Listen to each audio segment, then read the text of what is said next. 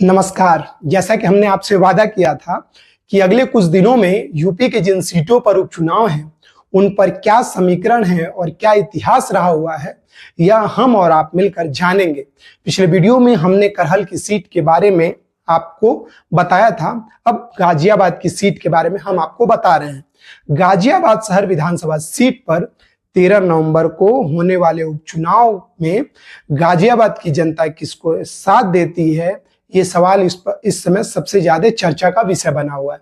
गाजियाबाद महज कहने के लिए मेट्रो सिटी है, लेकिन यहाँ की जनता आज भी मूलभूत सुविधाओं के लिए तरस रही है। इन चुनाव को लेकर क्षेत्र के लोगों की तमाम राय है। इस उपचुनाव में जातीय समीकरण काफी हद तक इंपैक्ट डाल सकता है। आइए सबसे पहले यह जानते हैं कि गाजियाबाद विधानसभा सीट पर क्यों उपचुनाव हो रहा है। ये जानना सबसे पहले जरूरी है। तो आइए इस चीज को जानते हैं कि गाजियाबाद की जो सीट है वो क्यों उस पर उपचुनाव हो रहा है। दरअसल लोकसभा चुनाव 2024 में भाजपा के जो गाजियाबाद के सांसद थे और पूर्व सेना प्रमुख रिटायर जनरल वीके सिंह का टिकट भाजपा ने काट दिया था। अतुल गर्ग को चुनावी मैदान में उतारा था। अतुल गर्ग ने इस सीट पर जीत दर्ज भी कर ली थी। आपको यह भी बता दें कि 2022 के विधानसभा चुनाव में जब अतुल गर्ग यहां से चुनाव लड़े थे तो लगभग 1 लाख से अधिक वोट से अधिक वो जीत हासिल किए थे। अब गर्ग सांसद बन चुके हैं, जिसके बाद गाजियाबाद विधानसभा सीट खाली हो गई है। अब इस सीट पर 13 नवंबर को वोटिंग होगी और 23 नवंबर को चुनाव का परिणाम आएगा। ठीक, अब आपको गाजियाबाद के सियासी समीकरण के बारे में बताते हैं कि जब चुनाव होता है तो जो पार्टियां हैं वो कैसे अपना गणित साधती हैं इस विधानसभा सीट पर। चूंकि चुनाव के समय पार्टियां इस विधानसभा सीट को 2 हिस्सों में बांट देती हैं।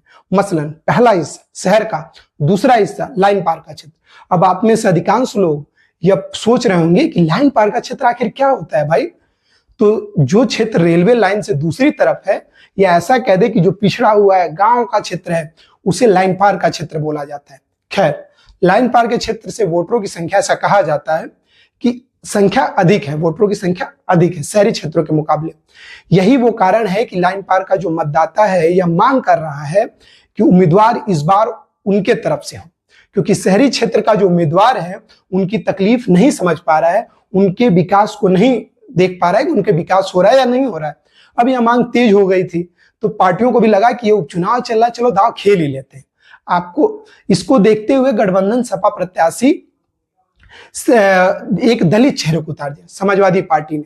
तो जातीय समीकरण को भी यहाँ पे साधा जा रहा है समाजवादी पार्टी की तरफ से। अब आपको बताते हैं कि पिछले कुछ चुनाव में गाजियाबाद विधानसभा में क्या हुआ है।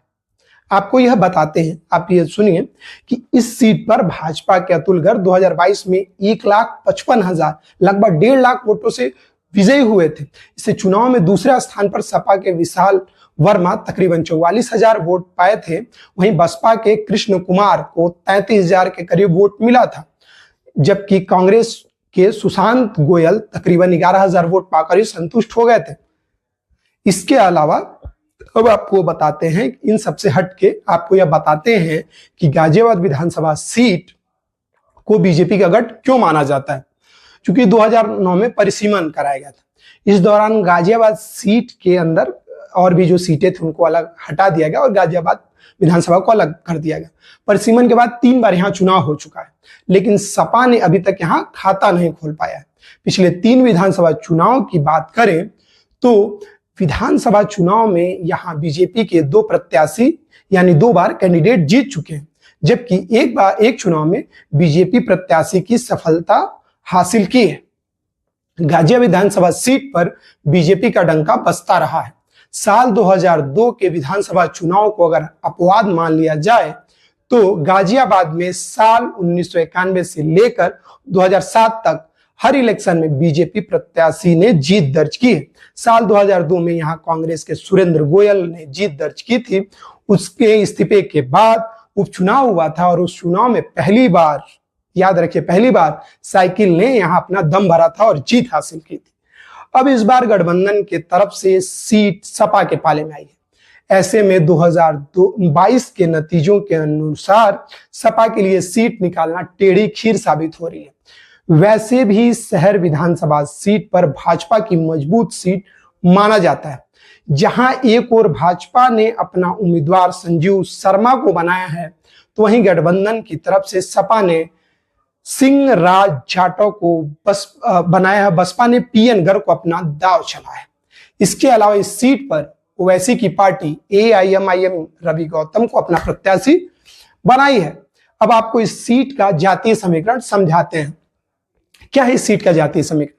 चलिए, गाजियाबाद विधानसभा सीट पर लगभग 4,20,000 मतदाता हैं, जिसमें अलग अलग जातियों का प्रतिनिधित्व है।